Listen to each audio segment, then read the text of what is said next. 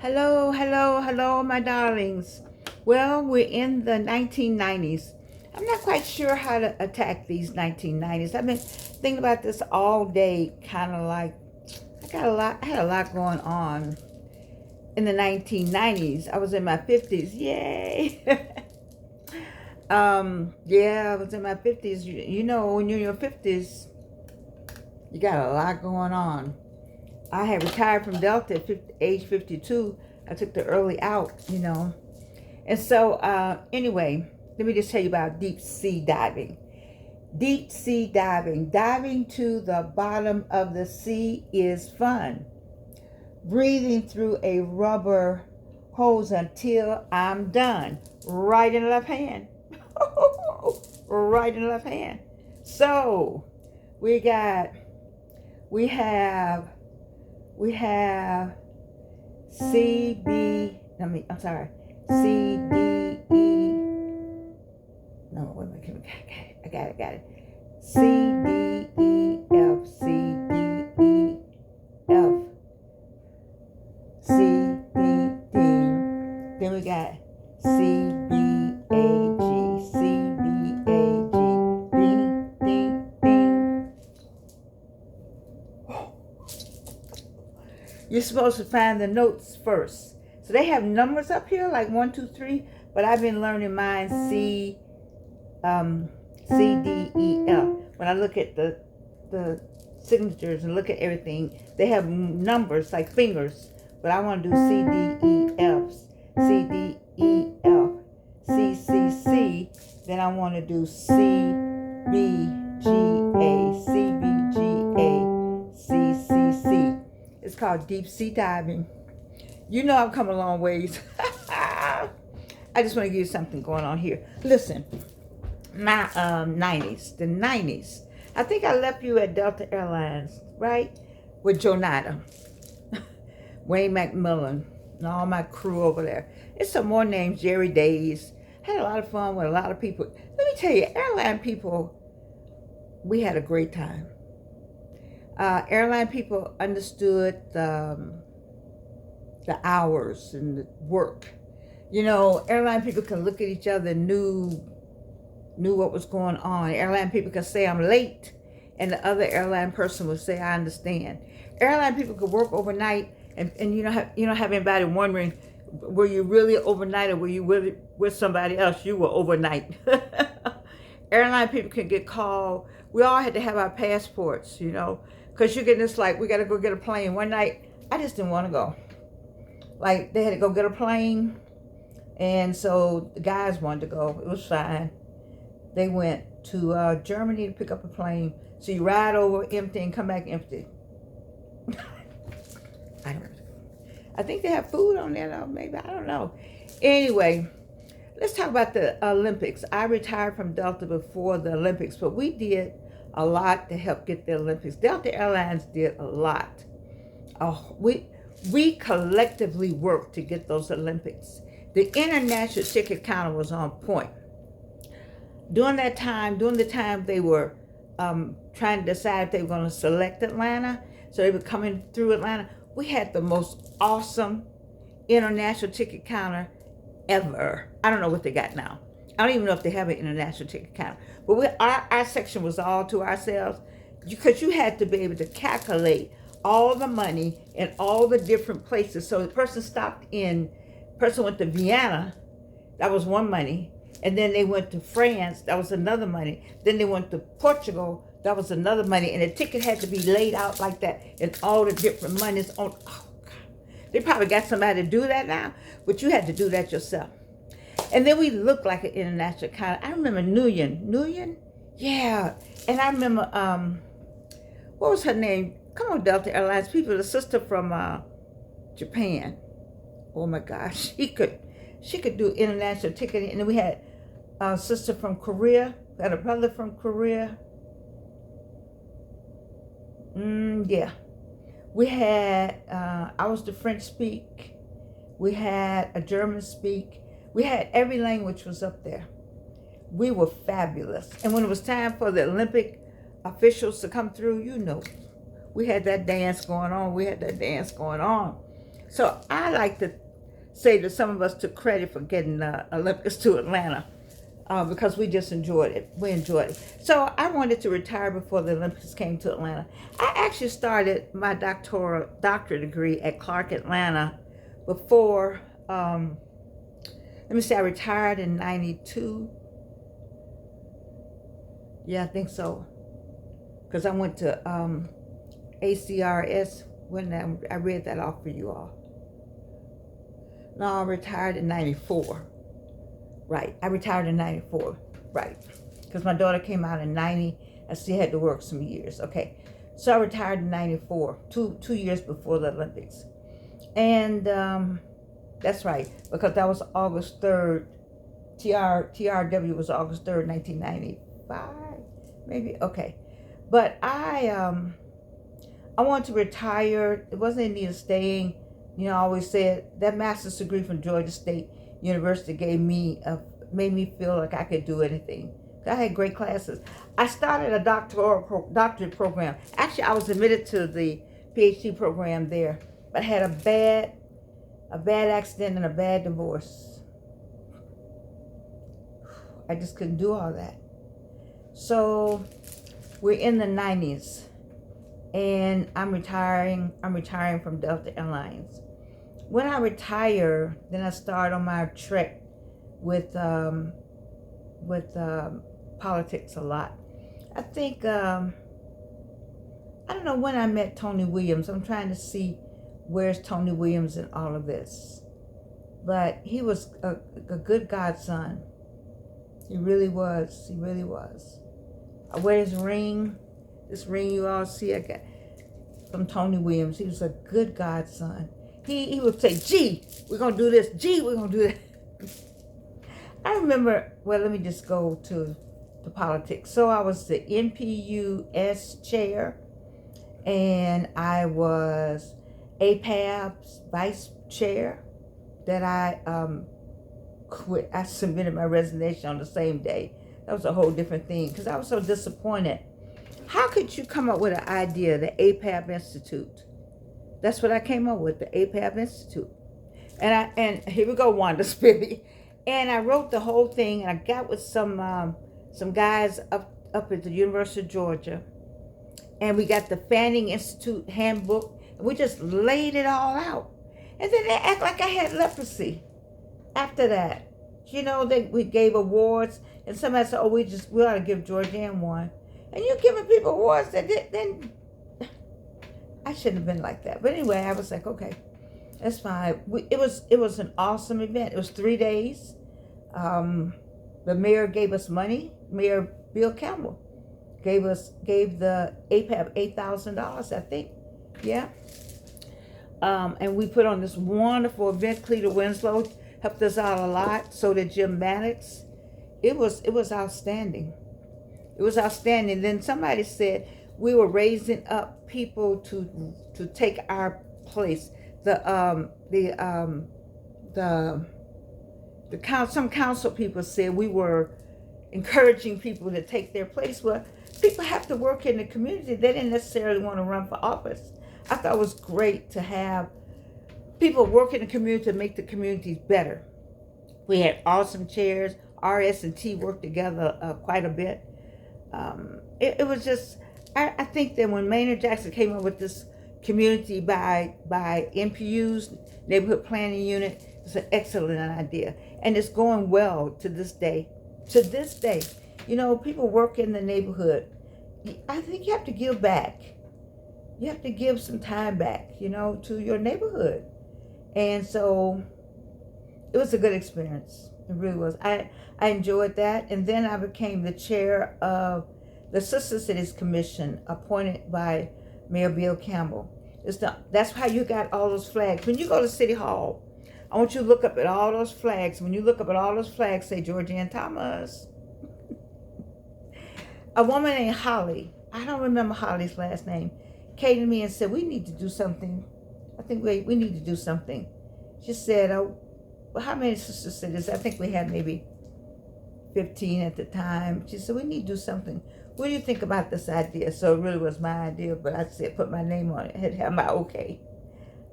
putting up flags to represent each country.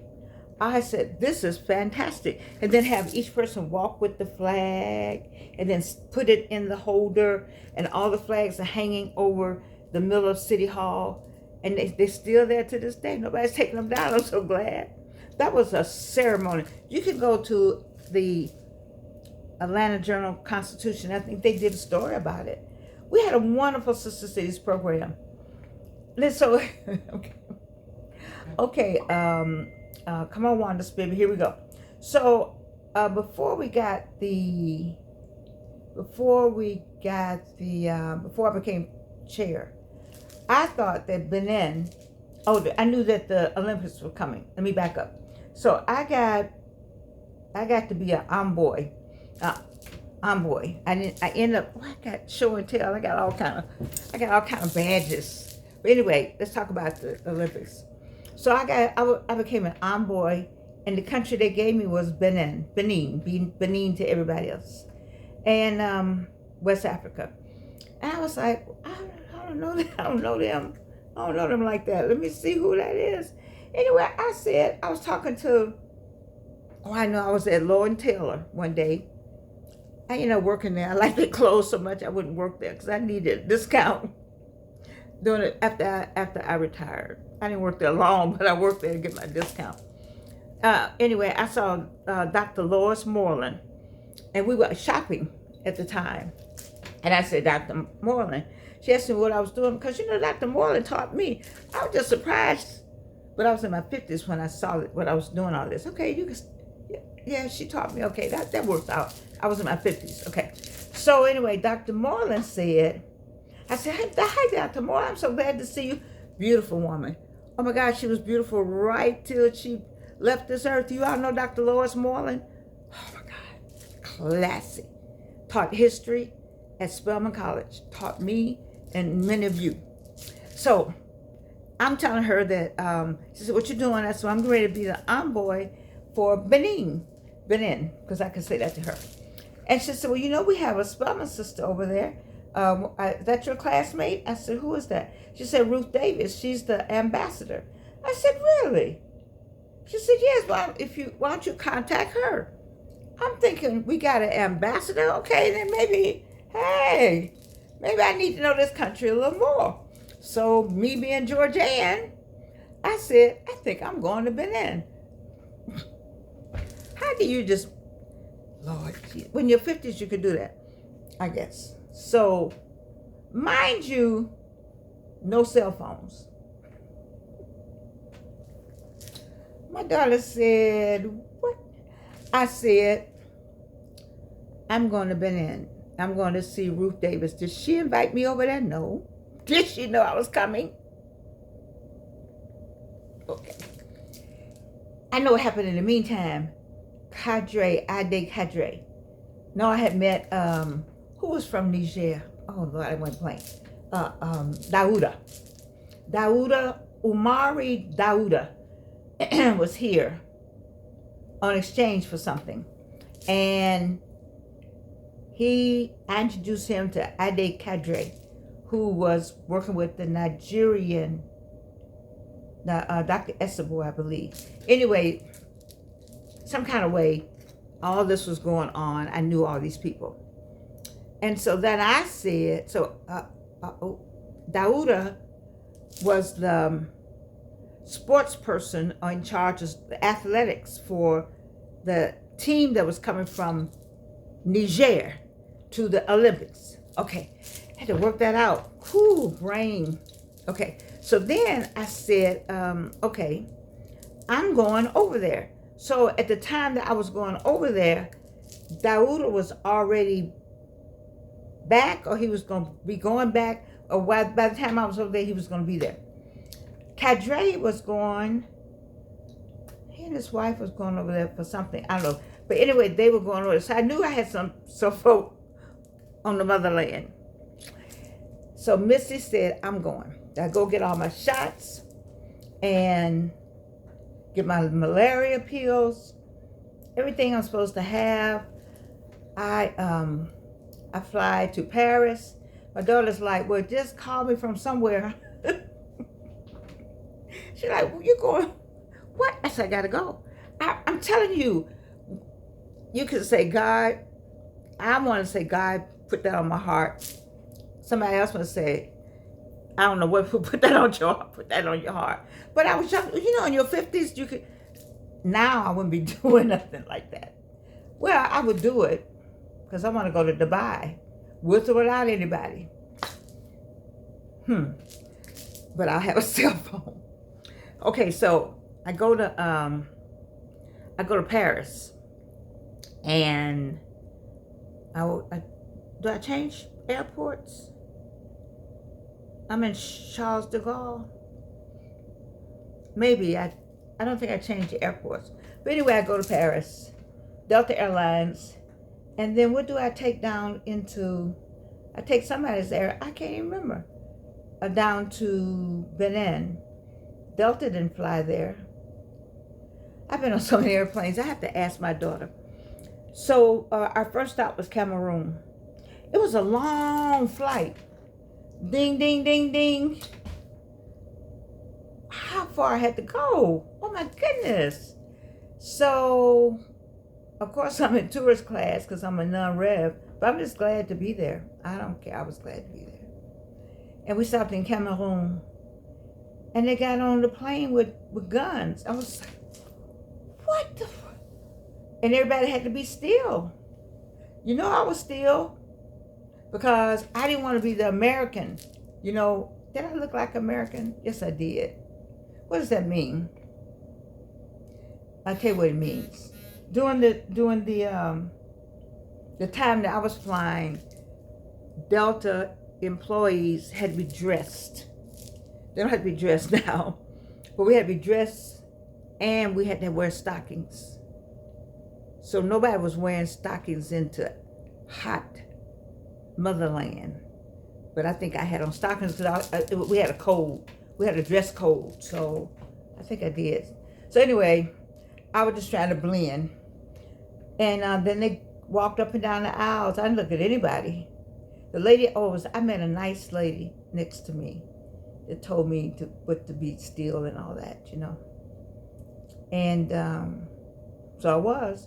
And then we got to Benin at night. So I was, so when we got off the plane, it was night. And I don't know what, but I was so glad to have landed in the motherland. Something came over me. I don't know, I felt like a new person.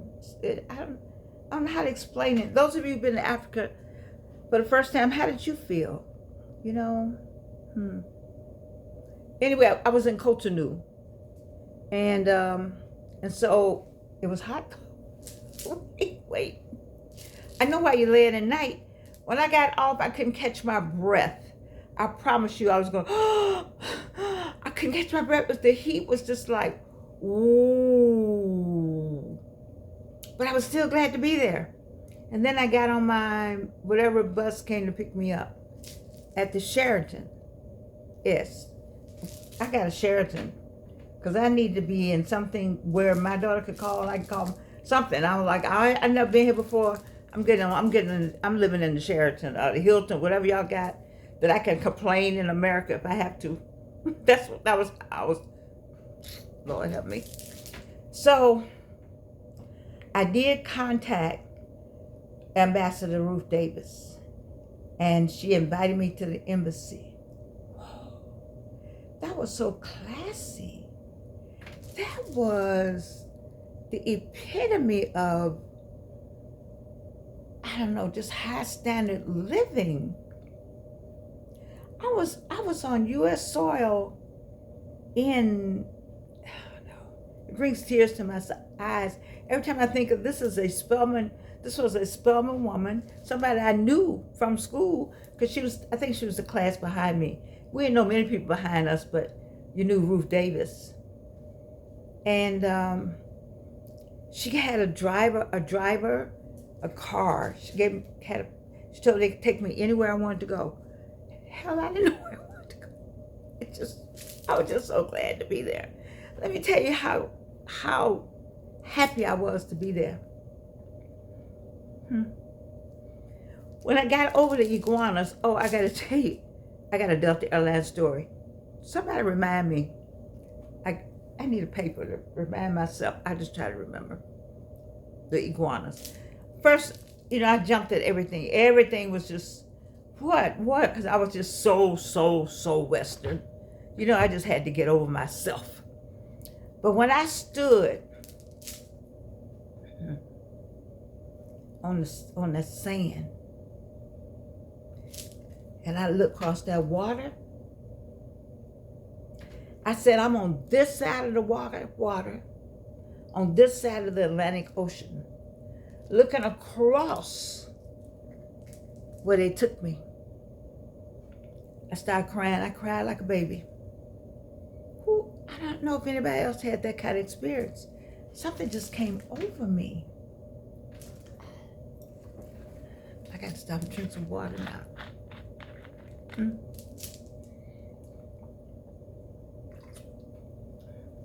I felt like I was at home. Of course, my French at that time was near perfect. I had an American accent, I'm sure, somewhere, but... Okay, let's talk about the French, having the French perfect. No, I'll tell you about that story. That's a Niger story. So anyway, somebody suggested that I go down to Nigeria because it was nearby. I didn't know what nearby meant. I didn't know what the road looked like. I didn't know the road between Cotonou and Nigeria. What did that road look like? Who was on that road? I had too many things going on in my head. I didn't have enough faith in my travel, and I was by myself. And I didn't even know to have a cell phone, I think, at the time. But I knew I was there. I enjoyed the food. I had a ball. So let me tell you about the first night. Dummy one. Because you could be dummy over there. So I get a room ocean front. Oh. I've gone to heaven. I'm in Africa. I'm in a room ocean front.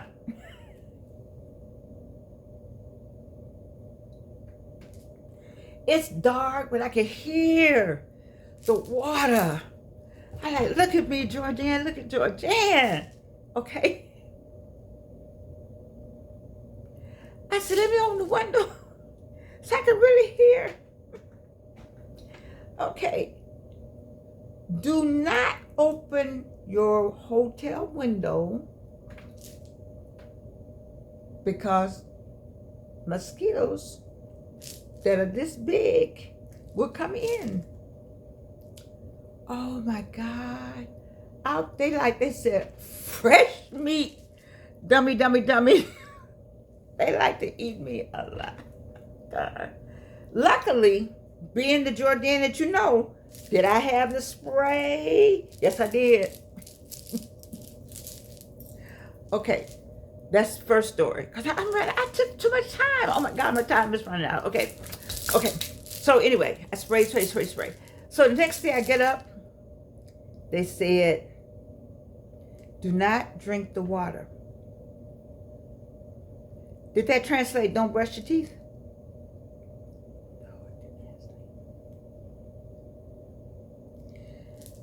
Brush my teeth. And then it came to me, oh, God, anybody. All right. Just one thing after another. So it's time to go. Who doesn't have enough money?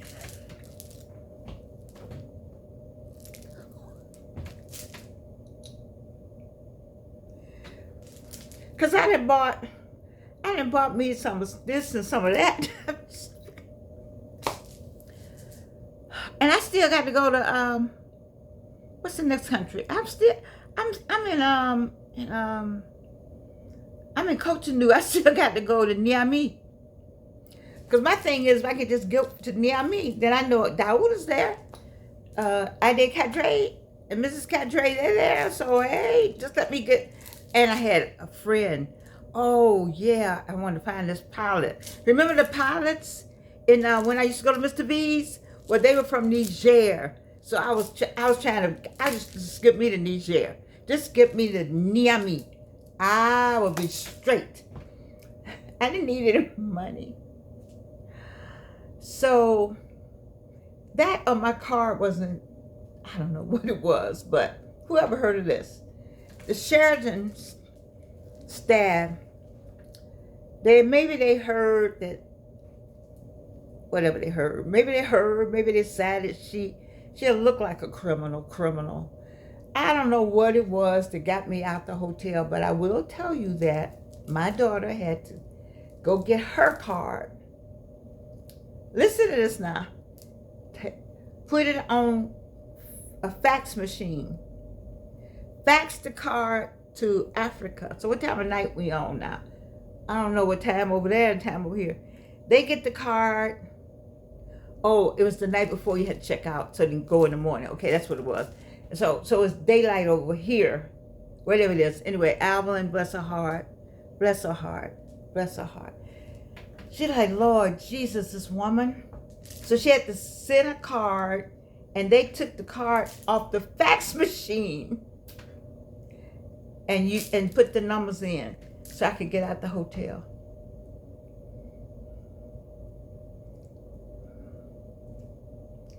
It was wonderful. I had a great time. So now I'm back on the airplane, and I'm going to Niamey. And I had to go to, what city? You didn't go direct anywhere. I went to Côte d'Ivoire. Côte d'Ivoire. What's the city in Côte d'Ivoire? I don't know, but you know. That's where I went. And so I'm sitting, I must have first class, but I got on white stockings. Whatever, I had a nice silk somebody's suit, and my nice stockings and whatnot. And I sat next to a gentleman. So we spoke French all the way, which it was normal for me to speak French.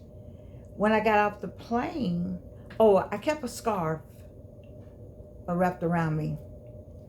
And so when we got off the plane, we had to change planes in Côte d'Ivoire, but I don't remember what city, but we had to change planes.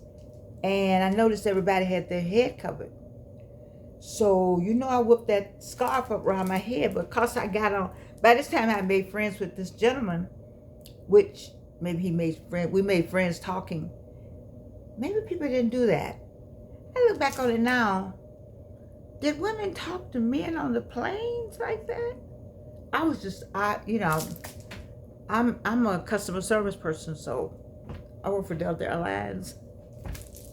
I'm Georgian, I'm talking. So we get off the plane. I am so glad. I think, I'm gonna put it back on God, sends angels. Because I didn't need to be Georgian by herself. I was walking with him talking, so I made an assumption maybe that I was with him. And I kind of helped that assumption along. Once I got off the airplane, saw what was going on, the dynamics of it all. I had my head wrapped in my pocketbook and my stuff, but, I knew, I said, you need to blend in here some kind of way, sister. And so we kept talking, he and I. And then he went to the first class. Oh, I know. I was in first class, so they had a first class lounge. So I looked like I could be all that in the first class lounge when all I was, because I was an airline person, I was able to get first class. But it was still good. I enjoyed it. I enjoyed the stopover, and then we got to Niamey. You would have thought that somebody was on a plane, a queen, because Daouda, he had an entourage out there to meet me. They had on their beautiful flowing robes, and there I was getting on with some white stockings on. The stockings was matching, not white, but you had gray, whatever I had on, gray stock. Lord Jesus, that was the 90s. Anyway, so I had to walk down the thing. But before I could walk, it was 2 or 3 people coming to grab my hand, grab my bag. Oh my gosh. It was a wonderful experience. But I made a serious faux pas, and I tell my students all the time, never do anything stupid like this. Would you like to hear what I did stupid? You would say, what else did you do, Jordan? Oh my God. I'm so embarrassed to this day. Ade Cadre took me to somebody's house. We all went together. Ade and Cadre, Ade Cadre. Anyway, Dauda, maybe we all went together. And this person had been up all morning preparing the food. But I had already gotten sick for something because I found out that I wasn't doing the pills correctly. I was taking them when I remembered. And so I was sick. And I just couldn't eat anybody's food. And I couldn't eat, especially everybody dipped their hands in. The men and the women all dipped their hands in this wonderful looking something. I just couldn't bring myself to, it was, if you dipped in one time, I was all right. But you went back and dipped in again. That means everybody's hands and germs and, I don't know, I was like, oh, and I was already sickly. My stomach was like, I just didn't want to, felt like I was going to be embarrassed for real. So I couldn't eat anything. And Ade laid me out. I felt so bad, you know. I think he said I should have just tried. Even if I gotten sick, I should have just tried because I was the American. And it was a special occasion. And these were high-end, dignified people that I was with. My own group, Dauda, I think he supplied the electricity, or they all had something big that they did. I don't know. I won't get the line because I don't know what I'm talking about. But anyway, so last but not least, it was time for me to leave. Oh, my time is gone. I apologize. It was time for me to leave Niger. Oh, I did find my Africans, and then we went to the club. Oh, I tell you about going to the club. They said we're going out. So going out. I said, oh, we're going out. The older said we're going out. So I was 8 o'clock or 8:30. I was dressed.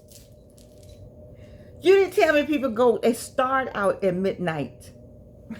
I said, what? By midnight, my clothes were all worn out. It wasn't fresh anymore. We left home at midnight, but it was fun. I just want you to know, with the exception of my faux pas, it's probably one of the best places I've been. I can thank Delta Airlines for that, because I definitely was on a pass.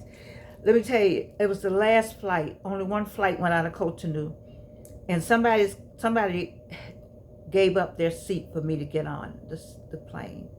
Somebody was somebody's cousin, because everybody's kidding everybody. Somebody maybe helped somebody out, told them to get to the next flight. Maybe I didn't go but once a week, I don't know. But whatever I do know, I'm grateful. I'm always grateful to the airline that, I don't know what airline I was on. I definitely was on Delta, I tell you that. But I flew a lot of different airlines, Swiss Air, Lufthansa, whoever went in there, British Airways, I went on all of them. I was on everybody's airline, just getting around. It was a wonderful experience. And so to that end, regardless, I thank Roe E. Montgomery for making me stay still and know that God is God. And to retire from Delta Airlines and let all the stuff go. It was a lot of racism. It's a lot of racism that went on. It wasn't company racism. It was individual racism that probably been going on. Just making that switch. See, I came in under Carter. And Carter told them that they had to have somebody like me. So I guess we all, it was 5 of us, got pushed in different departments. And I'm not making excuses for them. I'm just telling you what I had to live with, what we live with. What we live with today. We're in 2023, and we still, look what's going on the news today. Will it ever be over? We're not the ones that need to wake up. We already know who we are. They don't know who they are. And that's where the problem is. They don't know who they are. Why we just can't be human beings, I don't know. But my 90s trip to Africa yielded a lot because I became the attaché for Benin during the Olympics, and my daughter became the attaché for Niger during the Olympics. And we had the great big badges. So I'll tell you those stories on my next trip. I'm way over my time. I try to stop at 30, 31. We on 35. So stay on the journey with me. We're going to get through the 90s. We're going to get into 2000s somewhere along the way. I love you, and you can't do anything about it.